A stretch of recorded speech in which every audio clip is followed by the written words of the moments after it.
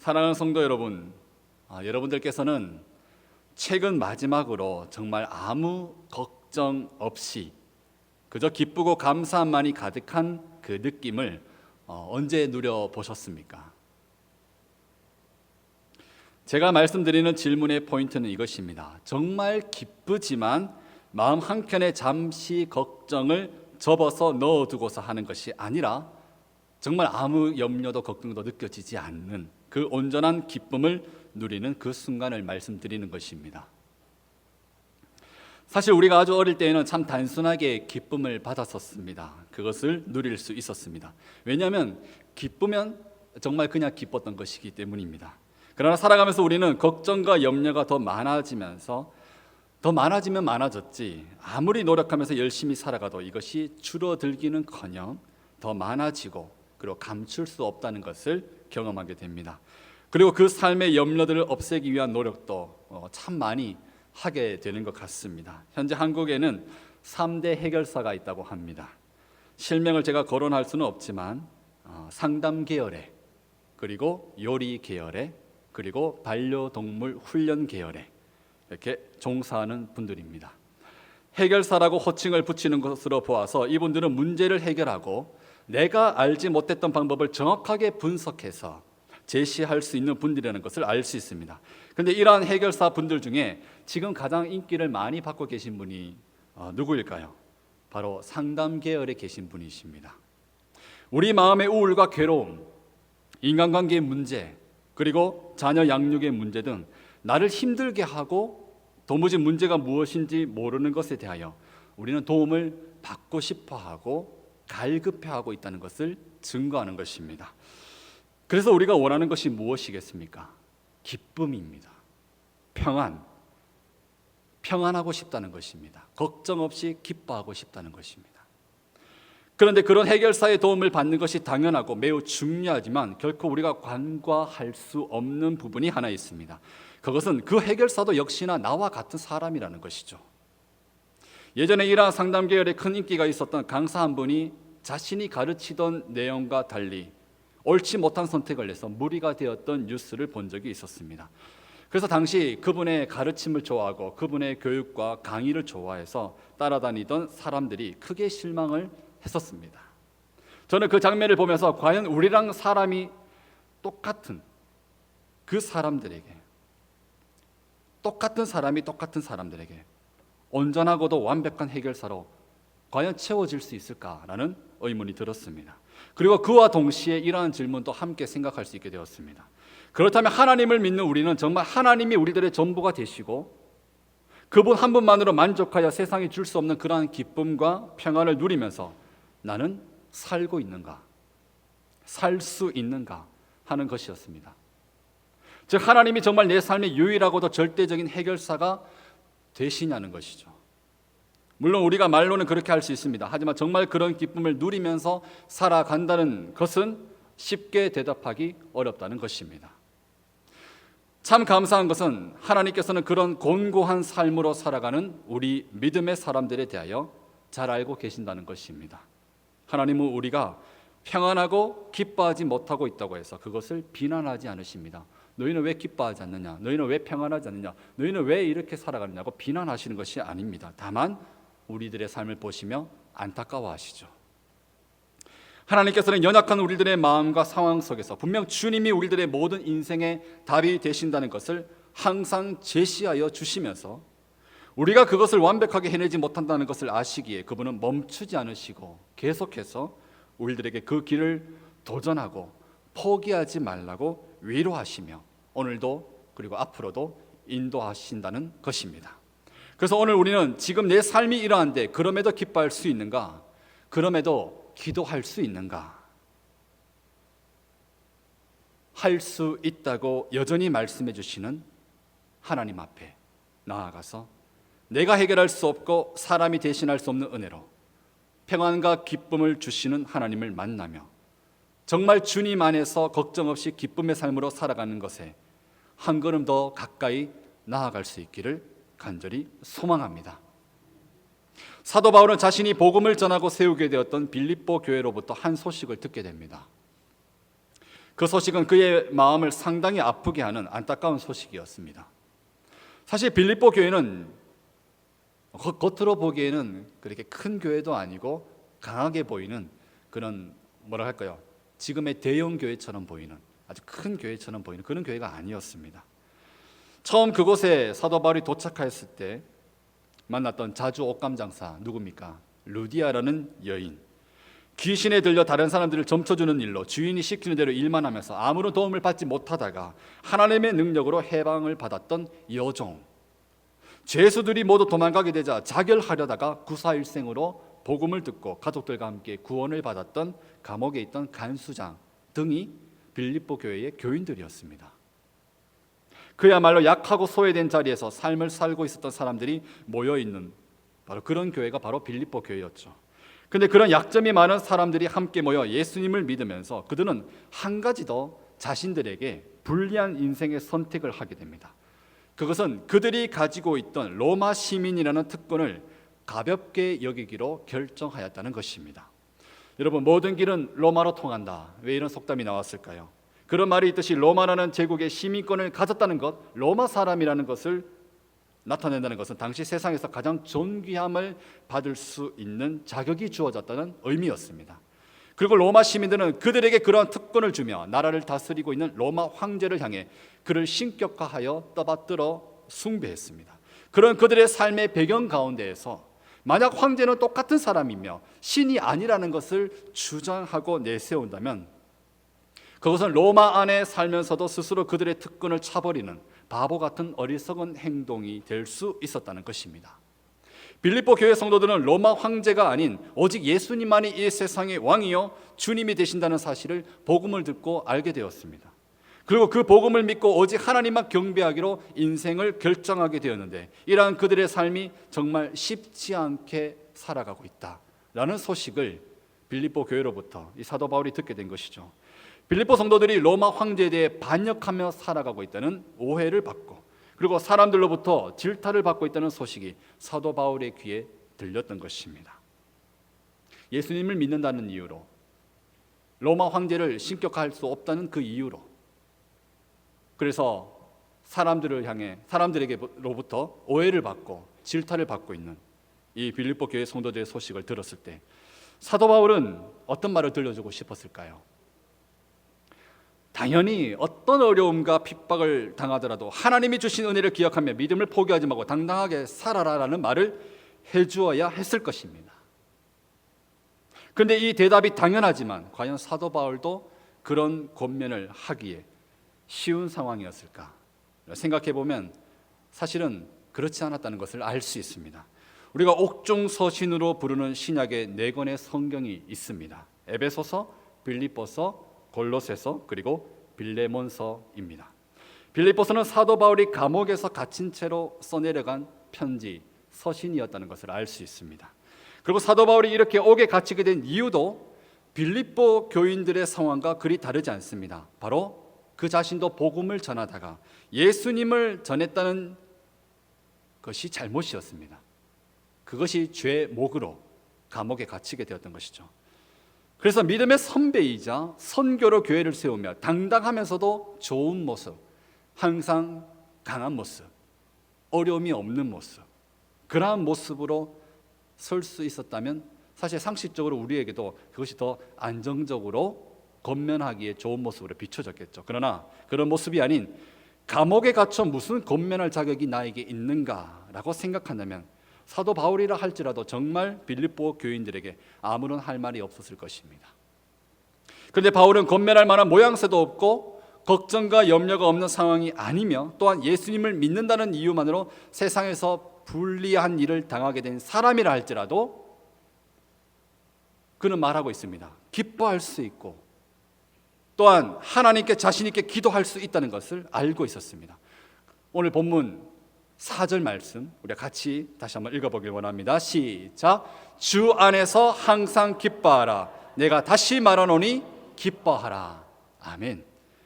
사랑하는 성도 여러분, 지금 사도 바울이 어떻게 기뻐하라고 말하고 있습니까? 주 안에서라고 하고 있습니다. 그의 권면은 나는 지금 기뻐할 만한 상황이 아니지만 너희들은 기뻐하길 바란다라는 말이 아닙니다. 나도 지금 감옥에 갇혀 있지만 나는 그러나 예수님 안에서 기쁘다라고 말하는 것이죠. 그렇다면 사도 바울은 왜 기뻐할 수 있었을까요? 그것은 그의 삶의 우선순위가 바로 예수님을 바라보며 그분이 주신 구원의 은혜를 기뻐하고 감사하기로 결정한 것이기 때문입니다. 사도 바울은 그가 감옥에 갇히게 된 후 왜 저는 죄의 목으로 감옥에 갇혔을까? 오히려 궁금해하며 찾아오는 사람들이 있었습니다. 그래서 그 사람들에게 자신이 믿는 예수에 대해 소개해 주면서 전도도 할 수 있는 상황이 된다는 것을 겪게 되었습니다. 그러면서 그는 자신이 처한 모든 상황들이 오히려 나빠진 것이 아니라 오히려 복음을 전하기에 도움이 된다는 것을 보게 되었습니다. 그리고 하나님 안에서 부름을 받은 자의 삶의 모든 일은 막혀진 것처럼 보여도 사실 하나님 안에서는 막혀진 것이 아니라 하나님이 능히 인도하시는 인생이 될 수 있다는 것을 볼 수 있었던 것입니다. 그래서 그는 자신에게 닥쳐진 상황을 통해 하나님의 복음과 예수님에 대한 구원의 소식이 더 전해질 수 있음을 바라보며 그는 이때에 기뻐하기로 결정한 것이죠. 사실 사도 바울은 로마에서 태어난 유대인으로 그는 자연스럽게 처음부터 로마 시민권을 가지고 있었던 사람이었습니다. 그래서 마음만 먹으면 그는 자신의 출신과 배경을 설명하면서 로마 시민이라는 것을 사용해서 불리하게 적용되는 모든 인생 상황들을 깔끔하게 정리할 수 있었을 것입니다. 하지만 바울의 삶의 목적 자체가 먼저 하나님이 가장 크게 드러나고 그분의 은혜를 전하는 삶이었기 때문에 그는 로마 시민권이 아닌 그 특권이 아닌 위로 하늘을 바라보며 자신이 누구에게 속하 있는지 먼저 누구에게 속하 있는지 하늘의 시민 즉 하나님의 시민권을 가진 하나님의 사람이라는 것을 먼저 자신 있게 밝히기로 결정한 것입니다. 그것이 자신의 인생의 자랑이고 만족이었던 것입니다. 그것이 자신에게 기쁨이 되었던 것입니다. 그래서 그는 현재 감옥에 갇혀 있고 자신이 세운 교회로부터 사람들이 힘들어한다는 소식을 듣지만 그러나 기뻐하기를 결정하고 있었던 것입니다. 왜 그렇다고요? 하나님을 기뻐하기로 결정했기 때문에 그렇습니다. 사도 바울이 빌립보 지역에 처음 가게 된 후 감옥에 갇히게 된 일이 있었습니다. 귀신 들린 여종을 해방되게 도와주자 그녀의 주인이 이제 이 여종으로 점치는 돈벌이가 막혔다고 원망하며 사도 바울을 법정에 고소한 것입니다.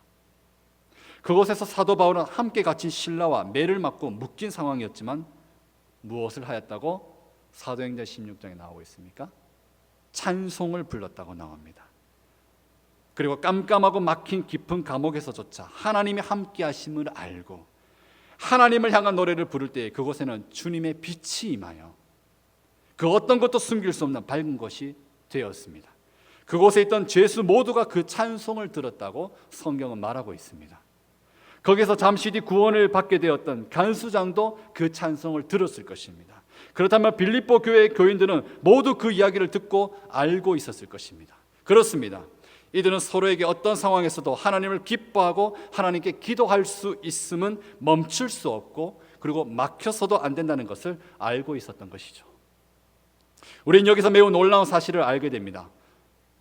하나님을 믿는 성도의 기쁨은 하나님을 가장 최우선으로 생각하면서 예수님이 나에게 최고의 주님이 되신다는 것을 인정하며 살아갈 때 바로 그곳에서 바로 그 시점에서 바로 그 시간으로부터 솟아나게 된다는 것입니다.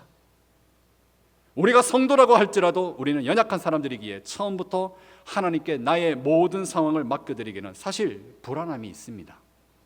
그래서 이 세상에서 해결사를 먼저 찾고자 우리는 다른 곳에 손을 내밀 수도 있고 내밀 때도 많습니다. 그러나 온전한 해결사가 아니라면 우리는 어떻습니까? 늘 제자리로 돌아오게 됩니다. 세상에서 기뻐할 만한 일이 하나도 없는 것처럼 느껴질 때도 있고 몸과 마음이 상하여 피곤함으로 살아가기도 하고 아무리 애써 보아도 인간관계와 가족들 간의 갈등도 해결되지 않은 채 도무지 성도이지만 내가 예수님을 믿지만 자랑할 만한 것이 보이지 않는 삶을 우리는 매 순간을 살아가고 있다는 것이죠. 순간순간 찾아서 듣게 되는 여러 솔루션들을 통해 우리는 성경에만 답이 있는 것이 아니라는 생각을 가지고 그것으로 위안을 삼으며 이것저것 찾아가게 됩니다. 하지만 늘 제자리가 되어 살아가고 있음을 인정해야 할 것입니다.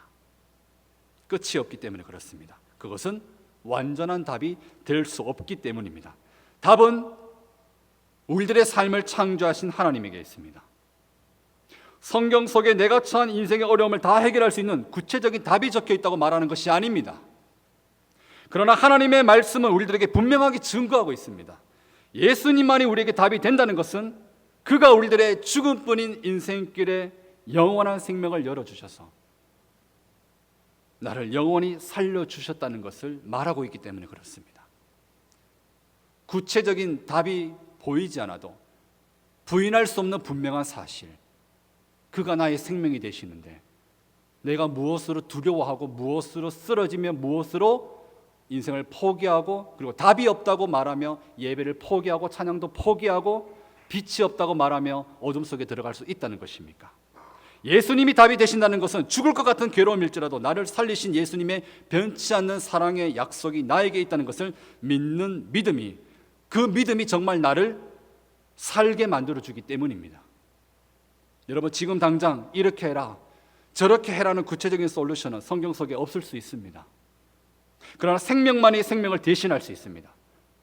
나의 영혼이 주님께 달려있다는 것입니다. 그래서 이 문제로, 이 어려움으로 내가 죽을 것 같아도 우리는 하나님 앞에서 새로운 답을 매일 얻을 수 있습니다. 아멘이십니까? 정말이십니까? 나의 생명 되신 예수님을 날마다 만날 수 있는 믿음의 길로 살아간다면, 그래서 그것이 나의 우선순위이고 그래서 인생의 목적이 되었다면, 모든 상황 속에서 나와 함께 하시는 하나님, 주 예수님을 만남으로 문제가 여전해도 그것이 문제로 보이지 않게 되는 은혜를 받고 누리게 된다는 것입니다. 그래서 우리에게도 기뻐하라, 내가 다시 말하노니 기뻐하라는 말이 나올 수 있게 된다는 것입니다. 엄마로서, 아빠로서 실패한 인생으로 보이고 자랑할 것이 자녀에게 보이지 않고 벌어준 것도 없고 줄 것도 없고 볼 수도 있습니다. 하나님 믿는 것 말고, 신앙 말고 자랑할 것이 무엇입니까? 자녀들이 원망하며 달려들 때에 기뻐하라, 내가 다시 말하노니 기뻐하라, 너는 그 기쁨이 있느냐? 나는 있다 말할 수 있는 자신감은 생명으로만 생명을 대신할 수 있었기 때문에, 나를 다시 살려주신 예수님이 답이라면 우리는 누구에게도 이 떳떳한 당당함 하나로 누구에게도 자신 있게 말할 수 있을 것입니다. 여러분, 우리와 가까운 나라 일본에는 숨은 보석 같은 신앙인들이 참 많습니다. 그 중에 한 명을 소개해드리고 싶습니다. 목회자이면서 오랫동안 찬양 사역을 해오신 나가사와 타카후미라는 분입니다. 제가 이분의 사역하시는 장면을 참 영상에서 많이 보았었습니다. 처음 보게 된 것은 2014년쯤에 일본 안에서 다음 세대 7,000명의 예배자를 세우자는 컨퍼런스를 열게 되었을 때, 그곳에서 그가 예배하며 찬양하며 기도하는 장면이었습니다. 근데 사실 이때에는 일본 교회가 그렇게 상황이 좋지는 않았을 때입니다.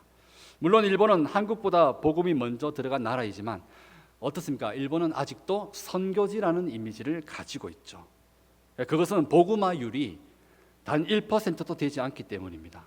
여전히 선교사와 그리고 다른 나라의 후원과 협력이 필요하다는 것을 의미합니다. 그리고 2011년에는 큰 지진이 났었습니다.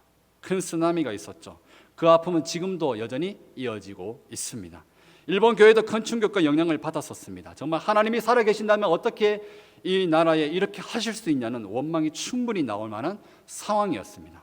많은 외국 선교사들이 본국의 요청을 받아 빨리 본국으로 돌아오라 해서 되돌아가기도 하였습니다.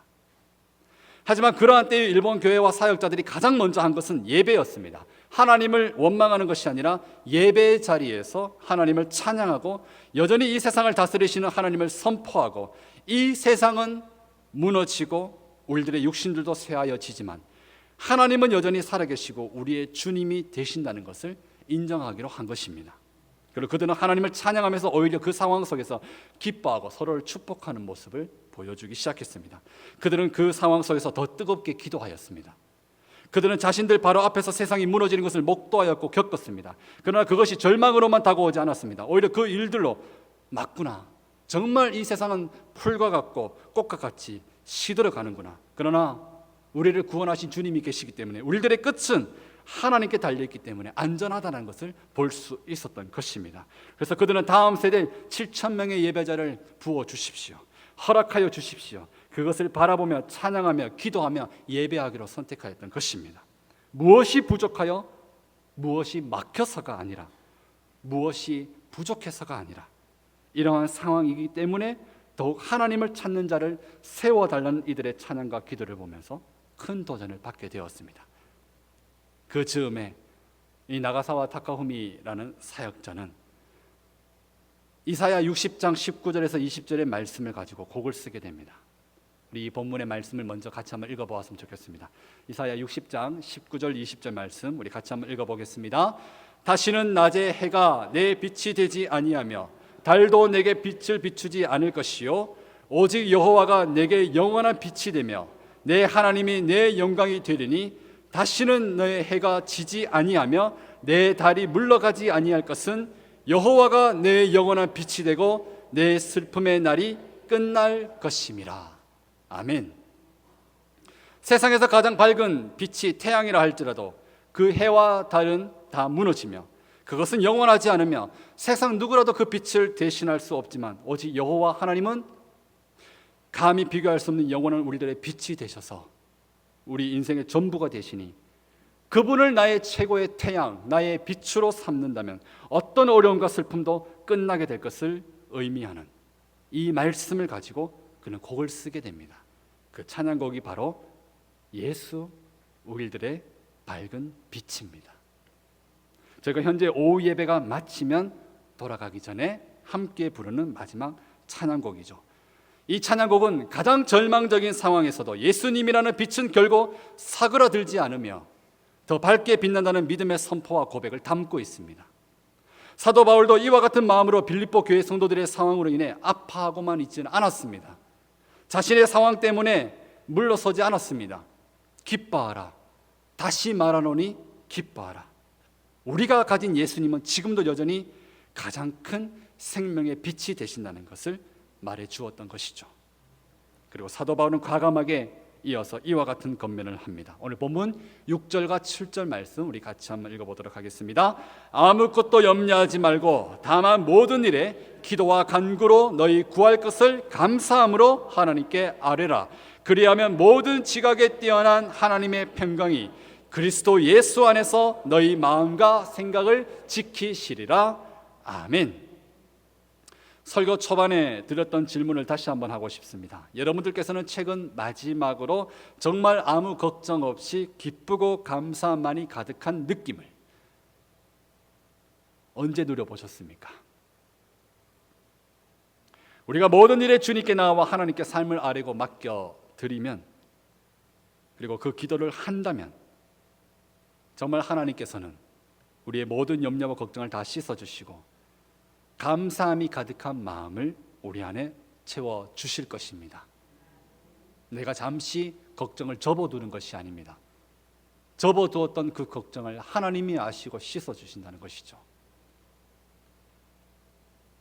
이것은 어떤 상황에서도 하나님을 선포하고 주님을 택하는 예배자에게 허락하시는 하나님의 응답입니다.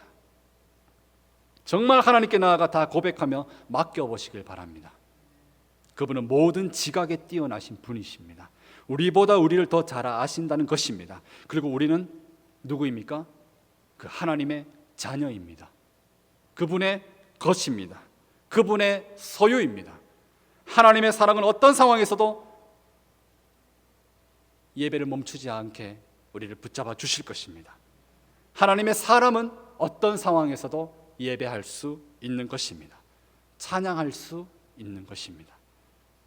태양보다도 더 밝은 주님의 그 빛이 우리들의 모든 막막한 상황과 연약한 상황 위에 밝게 비춰질 것입니다. 그 주님만을 찬양하면서 이 뜨거운 여름 주님과 온전히 동행하며 은혜의 기쁨을 회복하시고 누리시는 모든 성도님들 되시기를 우리 주 예수 그리스도의 이름으로 간절히 축원합니다.